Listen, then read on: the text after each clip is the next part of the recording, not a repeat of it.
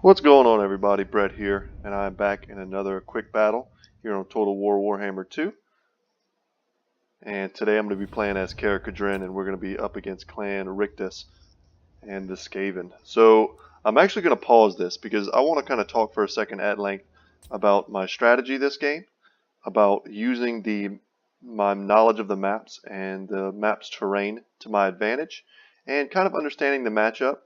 And when you understand the matchup and your opponent understands the matchup, that can lead to some pretty funny picks and counter picks that give one person the edge over the other. So starting off, Karakadrin, I had an idea that I wanted to do a fun Slayer themed build, but when I saw my opponent pick the Skaven, and when I saw that this was the map we were going to be playing on, the Red Desert, I remembered this huge protrusion that makes artillery play really poor. So no matter which side of the battlefield you start on, this ridge really limits visibility of your opponent's army. So right now we cannot see each other. We cannot see anything.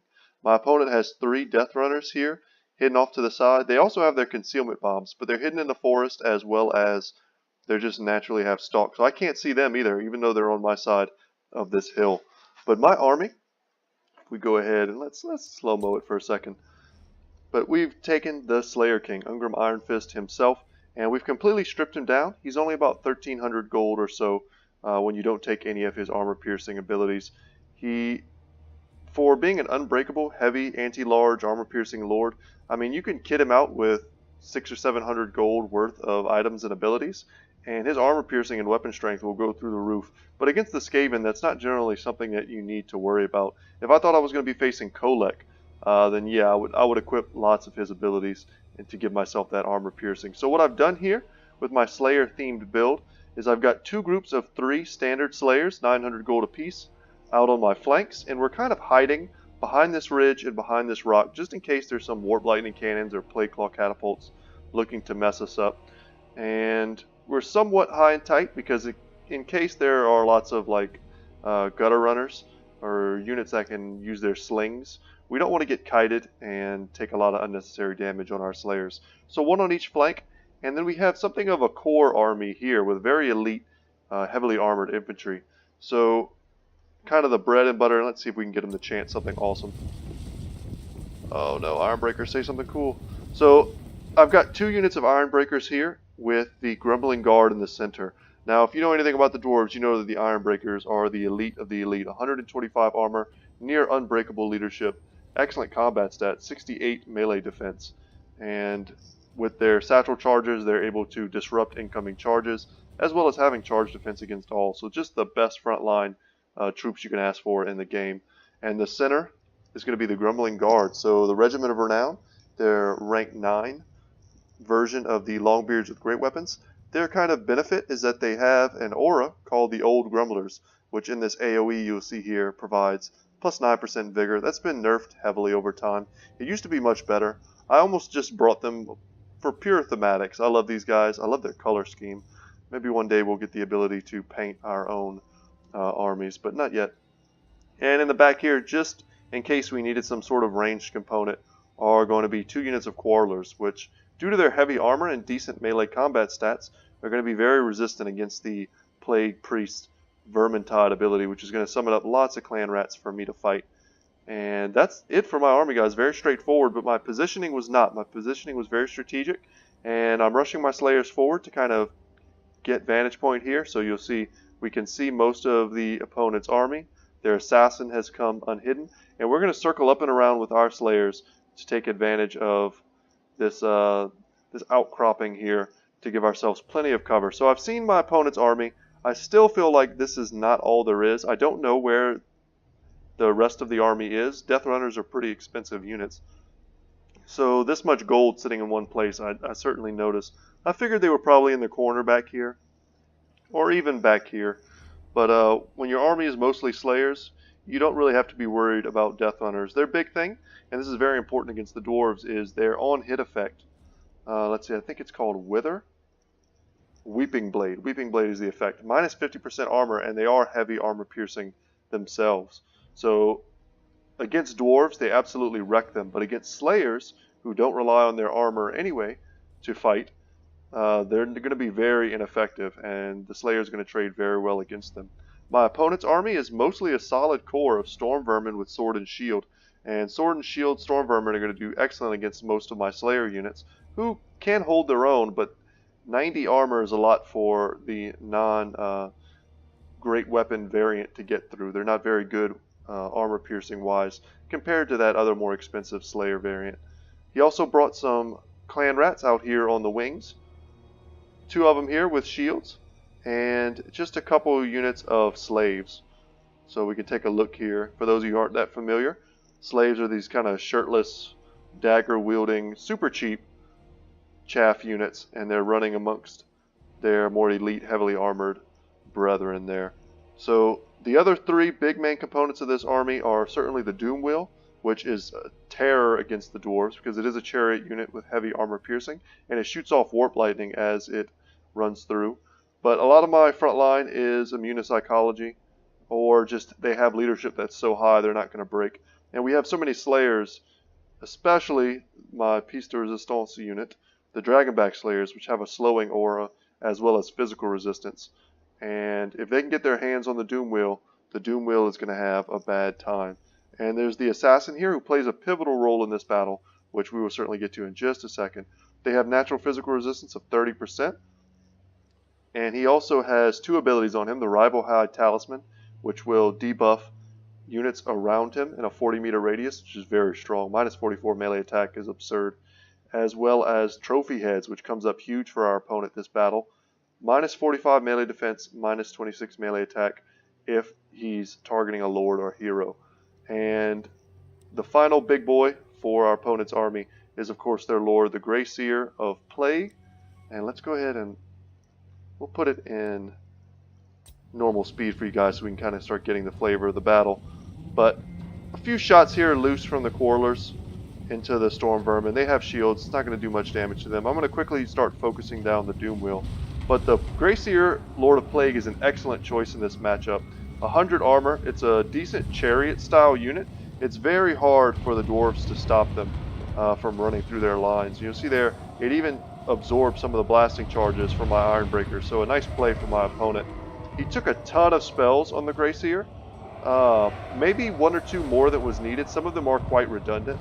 He has the dreaded 13th spell to summon Storm Vermin as well as Vermintide. So lots of summons coming from him.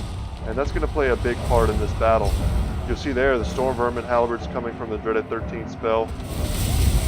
And I think that's a Scorch there trying to go down my Quarreler line, but I'm going to manage to get away. Clan Rats from Vermintide coming into the back. So it's a nice 1-2 punch there with the double summons. But my Dragonback Slayers have gotten onto this Doom Wheel, and they are just causing a lot of damage to it. We're getting it so low that it's very unlikely that it'll come back to this battle in any meaningful way. The Death Runners are using their concealment bombs to try and get up and around into my back lines. The Assassins in the front here helping with the Grumbling Guard. Somehow he managed to get kind of up and to the rear of them. I don't think they're taking a rear attack penalty. My Slayers engaged with the Skaven Slaves, so a very one-sided fight, but very nice tactic from our opponent, stopping me up with these cheap chaff units. And we're not going to chase them. We're going to break them and quickly fall into the back of all of these Storm Vermin units. So the main thing for me is to make sure my Quarrelers are constantly online and focusing down good targets. And you'll see here the Doom Wheel appears to be just gone. Debuff here going off the Rival High Talisman, putting my melee attack down to 0 on almost my entire front line. And I was trying to hunt the Assassin with Ungrim, but he's pretty slippery. We were able to hit him a few times. More Clan Rats coming down from the summon here. The Dragonback Slayers, I was trying to use them to take down the Grey Seer, but he was just so slippery, even with the slow being applied. Now the Grey Seer has lots of different abilities. Let's slow it down for a second as he kind of charges in and out. And we can maybe watch some of these charges. There are quite a few unique abilities to this unit. The Wall of Unholy Sound gives lots of leadership and melee attack to any nearby Skaven units, as well as, what other abilities are there? So the Portents of Verminous Doom. So around self, if he's in melee, he's lowering the leadership of my units. So not relevant against the Slayers, but against my other units, it could be relevant in the late game. And just lots of spells here, Pestilent Breath as well as Wither. which Wither is an excellent spell. If you can overcast that against the dwarves, lowering their armor is nearly always a good thing. So let's go ahead and speed this up. The Death Runners, oh, not that fast. The Death Runners are finally into the back line, and for most of this battle, I've been able to somewhat dodge my opponent's wind, the Pestilent Breath and Scorch spells, so that's been good. But here he goes, he's doing the 1-2 punch. So much magic on this Greyseer Lord of Plague. But these Death Runners are going to just chew through my Quarrelers. That was pretty unfortunate. And at this point, I think I'm doing quite well. You know, I've got one group of Slayers crushing these Clan Rats. I've got another holding up these Death Runners, which is kind of a perfect matchup for them. And Ungrim's very healthy. He's in the back line. He's kind of choosing his targets well. I want to break this flank, is my thought process. My Quarrelers, one of them is taking the hit, while the other one is doing the ranged DPS to these Death Gunners, who don't have any protection from missiles. They have no missile resistance. And I'm going to use the Dragonback Slayers, who are really not able to tie down this Greyseer as well as I thought they would be. A few blasting charges coming in here from my Iron Breakers. But we've managed to completely break this flank. But there are just going to be so many summons from this Greyseer that it's going to be very difficult to wrap up this blob in the way that I was trying to. So good summons here for my opponent. And he's going to get into my Quarrelers, prevent me from having that free fire. Using our Slayers to chase off routing units. They are fast. When Skaven break, they get a passive, and they all have this. And it's called, not strength in number, scurry away. So they get 12% speed increase whenever they're scared and running away. So a lot of my units are getting chewed through. And we can go ahead and look here in the pits. I managed to go up and around with some of my Slayers and get into the backline fight. But the Iron Breakers can only do so much. I mean, they fought until they had 6 models left and 200 HP. And that was taking all those debuffs from the Assassin having their melee attack stats lowered. There was only so much they could do. And the Grumbling Guard fighting to the last, as they usually do. Their leadership is super high. And I love these guys. Just want to see them chop Skaven all day long. Again, I was able to dodge. But pretty relentless chariot style play here from the Greyseer, and he's not going to let me catch him with Ungrim. And in the times that I do catch him, my attacks seem to be very ineffective. I'm not actually connecting with Ungrim. So you see here, like, Ungrim gets on him, but he doesn't really attack. He kind of gets caught up in his own units. And I'm constantly having to kind of reinforce that click. I'm spam clicking, trying to get him on his target, and it's just not working. So 30 Slayers here versus 20 Death Runners. And you'll see here the Ninja Rats, the Black Ninja Rats fighting the Slayers here. And when the Slayers die, they have an ability called Death Blow. And that gives them kind of an increase. Let's go ahead and look at the exact stat. So hit points greater than 20%. When they drop below 20%, they get this buff. So 50% armor piercing damage and weapon strength. And we managed to get a few smacks here on the Assassin finally, but he's so much faster than Ungrim that anytime he wants, he can just run away. As well as pop trophy heads, which he did to put Ungrim's stats down super low. So no melee defense, only 44 melee attack. And use that in conjunction with Rival High Talisman. You can take away all the stats from any of my units. Very good in a blob is the Assassin. So my Slayers have cleaned up quite a few units. The Assassin kills the last of this Slayer group here. And I think that was actually the Dragonback Slayers, if I'm not mistaken, possibly. What do we have here? So Iron Breakers. These Iron Breakers were holding the line for so long this battle. There's 30 of them left. No real healing. No way to kind of help them out, unfortunately. They're just stuck here grinding against a unit of Storm Vermin, which if that was all there was, they'd be fine. But the minus armor effect, they're taking 62 armor off of my Iron Breakers with those Death Runners. Pretty solid play there. Clan Rats being summoned into my Quarrelers. Now I just need to get, I can't catch this guy unfortunately. Ungrim's not quite fast enough. But summoned Clan Rats are very easy to break, so I'm trying to get into their back and attack them so that I can break them and save my Quarrelers. But it's just not going to happen in time. Trying to rally some of my Slayers, bring them back. Unfortunately, when I stop chasing, some storm vermin come and join the battle. So I tried to reinforce my iron breakers. My thought was break these Skaven here, rally my quarrelers before they break, which didn't happen, and then move Ungrim on into this fight so that my iron breakers wouldn't break. And you'll see here, these are actually the Grumbling Guard with I think, did we lose the Grumbling? Where are you guys? Not just me, I wasn't just tripping out there, it was actually showing me the Grumbling Guard, their unit tag there, I'm not sure why. But maybe there was 1 or 2 left and they died right as I clicked on them. That could be the case. But I've got my Iron Breakers rallying, my remaining Slayers. And there we go, there's 1 left. Where are you, buddy? It's like their flag is kind of stacked one on top of the other. I didn't notice that in the battle. Should we run and flee? Okay, it's kind of weird. That might be some kind of bug. But anyway, my Iron Breakers are rallying. I've got Ungrim. Finally, Ungrim is on the Gracier, and I'm thinking, okay, I'm just going to chunk him down. But more trophy heads, reducing my combat stats. There's not a limit to the amount of uses on the assassin. So at various points during the battlefield, I recognize this assassin as a priority target. He has no missile resistance. He does have 30% physical resistance. So I tried to use my quarrelers to poke him down at various points in the battle, but we just could not get rid of him, and we really needed to. The Unholy Clamor here, giving plus 16 leadership, able to rally this assassin in the 4th quarter. He doesn't even need to fight. He just needs to live so that he can apply debuffs to Ungrim, and he's going to make my life miserable because I only have 1 Slayer left here in the pit, and there he goes. He dies. He swings his axes 1 more time, and off he goes. So I have 15 Iron Breakers here, which are rallying. I'm hoping to get them onto the assassin and possibly take it out.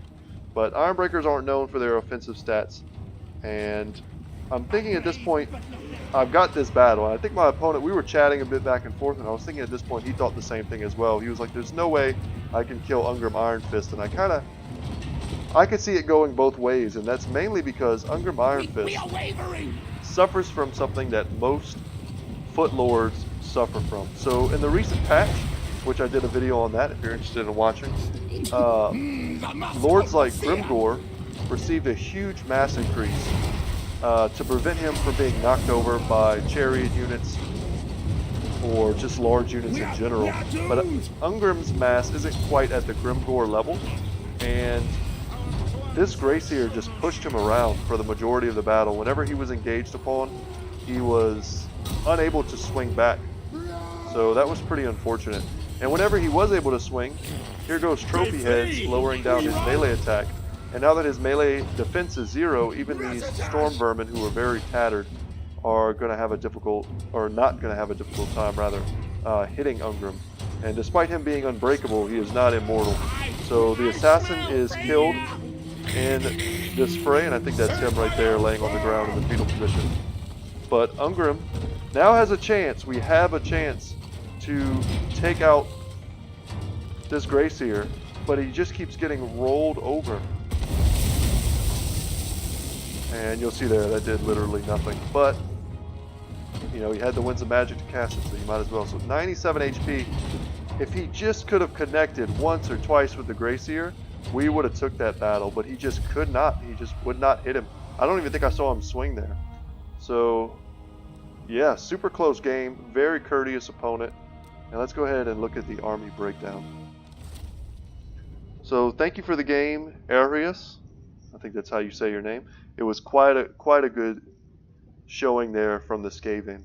I took a bit of an unusual army, and that was due mostly to the map, and also to me trying to outfox my Skaven opponent, expecting more artillery, expecting more kiting units, and yeah, that's not what I got. Instead, I got a front line of Storm Vermin with sword and shield, some Death Runners, which are very effective. You'll see there big kills, mostly on, I mean, all I have is high tier units, so I think this guy was probably into my quarrelers. But an excellent micro of the Gracier, as well as very effective use of the debuffs from the assassin. So we caught that Doom Wheel in the beginning of the game. Had he kept this alive, I think my opponent would have had a much easier game, just circling me with the Doom Wheel, charging in and out. But luckily we were able to catch him with the Dragonback Slayers. Slayers all threw up some big numbers, as you would expect them to do against lightly armored rat units, and my Iron Breakers put up as much of a fight as they could while they were being overwhelmed. But yeah, trying to adapt to the strategy and the matchup is what keeps me coming back to this game over and over again. I wanted to tell you it's a game that I'm not going to cast, but let's go ahead. We can jump into it really quick. I've named it Don't Be Mad because my opponent left a little early. I wish he would have stuck around because it was quite a cool game. So I tried this build out against the Empire to see. This was the first game I did. I let my opponent know, hey, I've got a YouTube channel if you'd like to watch it. After this game, if it's a good game, go check it out on my channel. But unfortunately, he didn't stick around long enough to let me get a good video. So I'll actually just put it in fast forward. And so he had a very good anti-dwarf army. 2 outriders with grenade launchers on one flank, ready to take advantage there of their mobility and armor-piercing damage, and another one on this side. But what I did instead was I deployed to either side of these kind of barrow tombs, which gave me excellent line of sight blocking. And the magic damage of the Bright Wizard not going to be that effective against the Dawi, who do have high magic resistance. My Quarrelers are going to be very good at skirmishing against these Outriders and Handgunners, so that's what we're going to use them for. My Iron Breakers using their satchel charges to break up all these swordsmen. The Grumbling Guard, we could do a couple slow-mos. You don't often get to see the dwarves Iron Breakers punching up some swordsmen. The Handgunners are trying to get some good shots in, but they're shooting at Iron Breakers. I mean, they just have such high armor and missile defense. Mortar getting a square hit there. Wow, beautiful. But my Slayers are going up and around, and we're going to get them into the backs of these great cannons. And yeah, the swordsmen will trade very effectively with the Slayers, but in the meantime, the Slayers are unbreakable. They'll just sit there all day long and carve up your artillery, and there's really nothing you can do to dislodge them. My opponent had units of Reichsguard here, which were forced to kind of charge into my other flanking Slayers, and we were able to kind of gut it out and fight both of their units of Reichsguard and their Outriders and do a ton of damage there while we were kind of winning this flank, and we were going to push right into his back line, and there was nothing he could do about it. So it was shaping up to be a very interesting game. Unfortunately, my opponent decided to bow out a little early, but I thought I'd show you that this build has multiple uses, and I think it's most effective on a map where there's lots of line of sight blockers so that you can take advantage of the quote-unquote mobility of the Slayers, and relying on this kind of heavy core here to protect Ungram and to give your opponent something to fire at while your Slayers are kind of getting up and around. So this is honestly the type of build that I expected the Skaven player to take, and I was confident that since it worked, this well against the Empire player, that on another map, which again, I didn't choose the map, but I just decided to take advantage of the terrain, that this would afford me the opportunity to use my build again, instead of doing a more standard dwarf build, which I think had I gone, what in my mind was an excellent counter to Slayers, lots of artillery cannons to counter skirmish, warp lightning cannons, or whatever, I think I would have crushed my opponent's Skaven army. But it was kind of that mental jousting of going back and forth to see, I think I know what he's going to pick to counter my standard army, so I'm going to counter his counter. So that's where the interesting parts of these battles were. And I hope you can see that. I hope you can enjoy that, because that, to me, is the most, probably the most intellectually stimulating part of this game. So, yeah, guys. So thank you for watching. I hope you enjoyed this. If you liked the video, hit the thumbs up button. That lets me know that I'm doing a good job. Comment if you saw something in this battle that I could have done better. If you like the build, don't like the build, just let me know. And, Slayers are 900 gold apiece. I could definitely see cutting 2 of them and changing the build up drastically, and just having 2 flanking wings of, double Slayers. That could be very viable as well. So there's lots of variations you could do with this build, and I'd be interested to hear what your take is on this. So yeah, guys, I'm all out of breath. I've cast a lot of videos today, and I played maybe too much video games, considering what a nice day it was outside. So I hope you enjoyed it. That's it for me. Once again, my name is Brett. My channel is Good Talk Gaming. And I will see you in the next one, guys. Thank you. Have a good evening.